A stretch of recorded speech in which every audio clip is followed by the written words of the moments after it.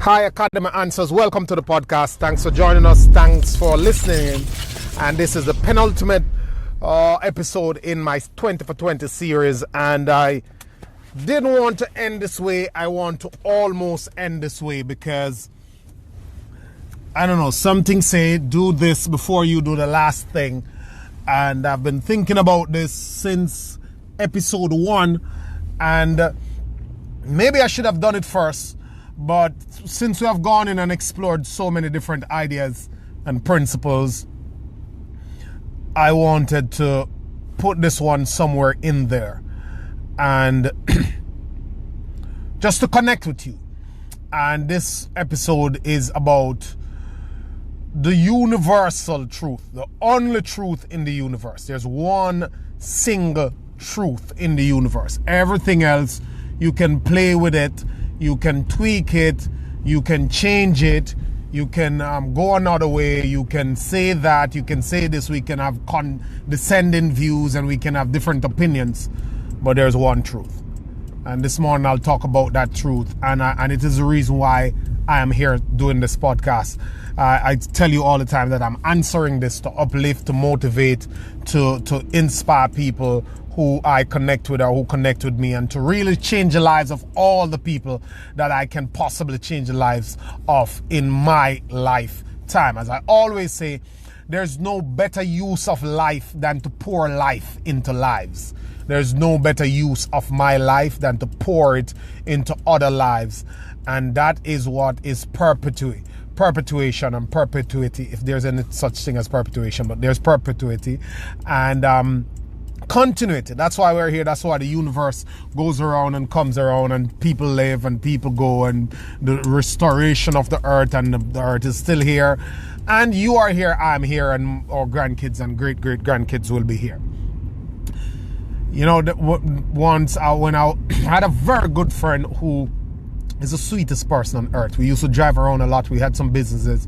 So we would just carpool and we'd be going around in the city for days upon days. He's the nicest person. He'd do anything for you.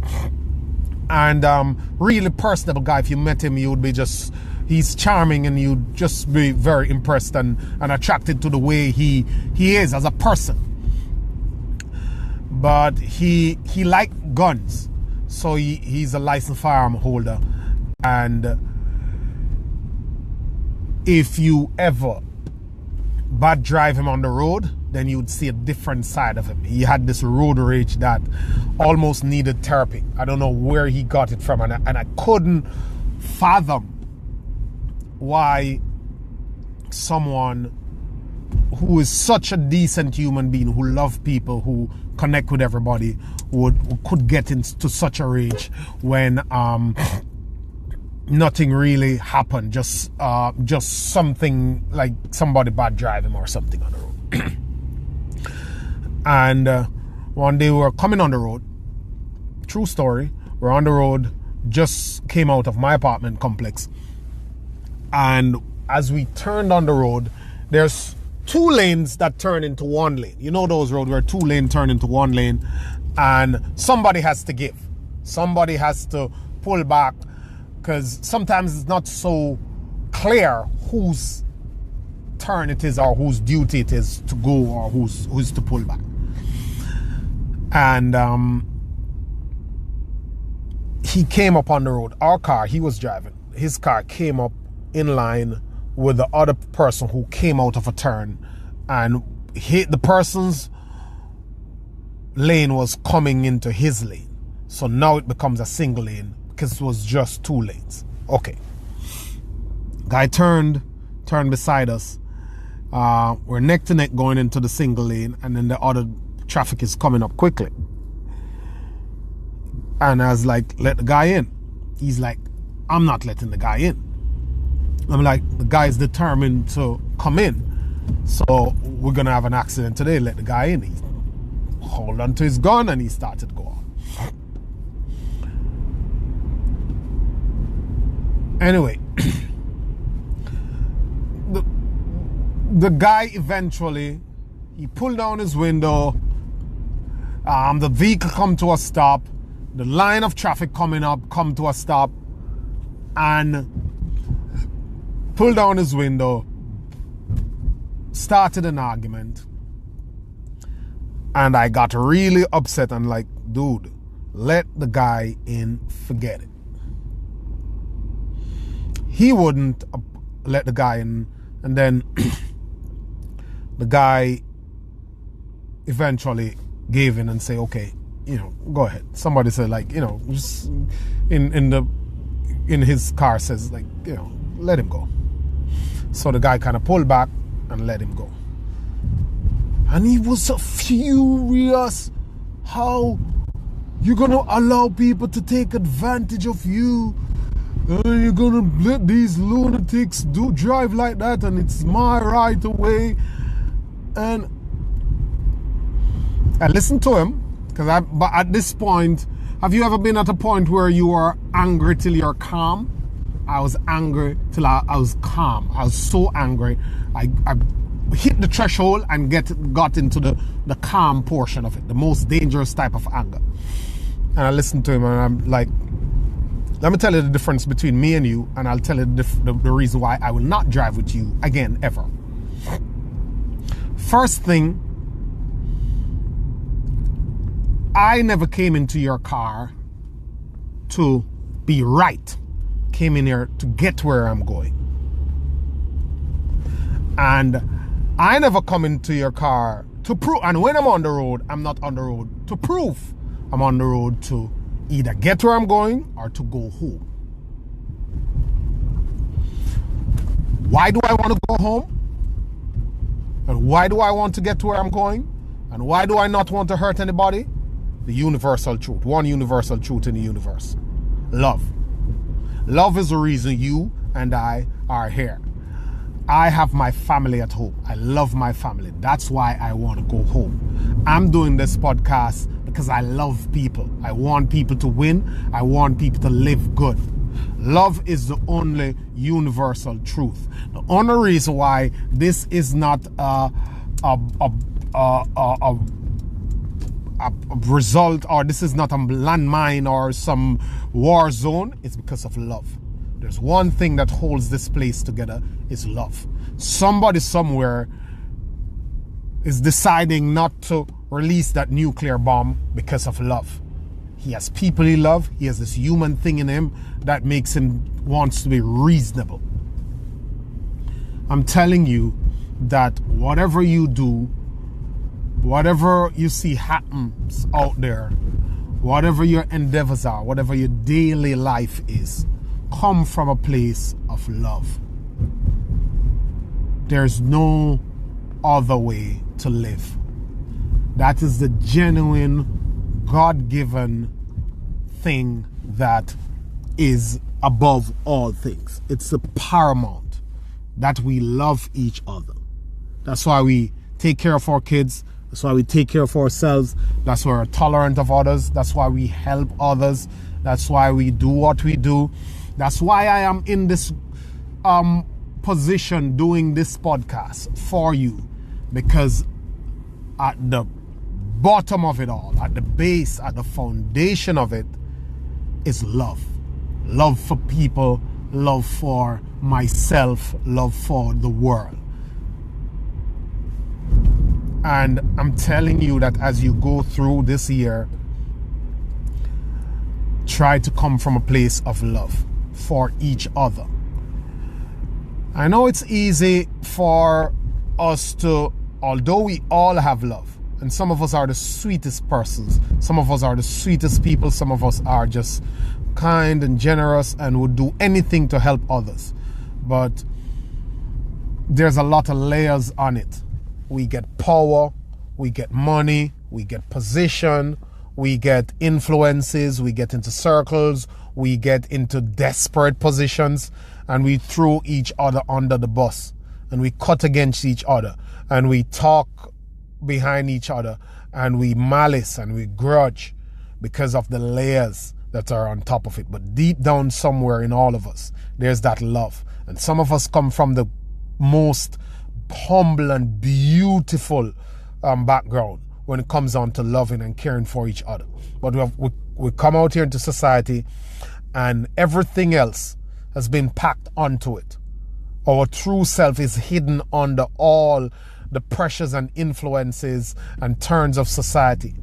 Guy wants to get ahead, so he makes someone else looks bad.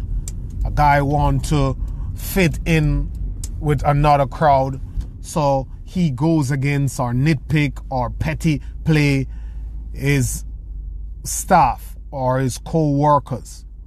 A guy wants money, so he hurts someone else.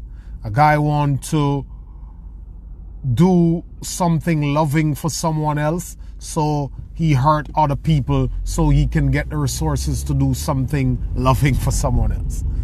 So we're using hate and anger to sustain love somewhere else. And that is so impure. I want you to think about the other person. And it's the most basic, fundamental principle in the Bible. They call it the golden rule, and they should call it they should add the golden rule of life. And if you use that, then I won't have to, or people won't have to go into the whole depth. And that's why they do it so simply, so children can understand basic. They don't have to tell you, oh, love, and somebody like, what is love though? This person, or I've been with each other for a long time, and they say they love them and they kill them, and they say they love them and they hurt them. That might be complicated for a lot of people, because as I say, society has put so many layers on who we are, and sometimes it stifles out our core, and we get to do things that are not really us. We are out of character. So the Bible has found this beautiful way to put it, so kids can understand, so you can understand, so I can understand, so anybody can understand it. And they call it the golden rule, and they taught us early in Sunday school. We used to go to church and would learn a scripture, and they'd teach us in a classroom setting. We're outside of the church, sometimes, in a little gathering with different age groups put together, learning something they call the golden text. A text that would go inside, would learn it, rehearse it, get to recite it back in front of the church a couple hours later. So they taught us the golden rule in one of those sessions. And they always, and when you go to school and there's devotion at school, they always reinforce it. And the golden rule is do unto others as you would have them do unto you. And that is the definition of love. Doing unto others as you would have them do unto you. What would you like for yourself? Would you like someone to hurt you, to grudge you, to hate you, to cut against you, to sell you out, to throw you under the bus? No, you wouldn't. So don't do it to other people. That's what love is all about. And anything you are doing, it's gonna need love. There's a human element in everything. I remember going to this place, to this to work out this business arrangement with a person. And it was really crucial. I was at a point when I was transitioning. I was depending on it to bring in a certain amount of resources so I could, put my life back together, pay off some of my debts, ease the pressure a bit, change my car, which was almost broken and running to nothing. And when I went into the guy's office, guy went in there. Everybody's spending 10 minutes. Everybody's spending 10 minutes. Like a couple of us were there to get the contract for the thing. Everybody was spending 10 minutes, 10 minutes. I went in there and I was in there for like 15, 20 minutes. And the guy said to me that, you know what it is? This is an elderly guy, much older than I am. He said, you know what it is? Most of these guys who come in here, some of them I know their parents. Some of them have more qualifications than you, and some of them I actually believe might be better able to do it than you are able to do it. And but there's something in my spirit. I don't know what it is. He says, like, I just feel like I should give it to you. You know what? I like you. He couldn't put his hand on why he liked me, but he says, I like you. I'll let you. I'll do it with you. I'll go with you. I'll tell my people to send you the paperwork and we get this thing going early next week. And it is that human connection. It is smiling with someone. It is saying hi. It is coming from a genuine place of caring about someone. It is that thing that is the fundamental of human experience, of life. Being personable, being light, being jovial. I always joke with people, and you know what I do? Often, I live in New York, and often I thank people when I come in contact with them for being light and jovial. Because of every 10 people you meet, one of them is jovial and light. Because everybody's angry. And I cannot tell you how relieving and how refreshing it is to meet someone who is light. Not running to hug you necessarily, but just coming off with a playful, cheerful spirit.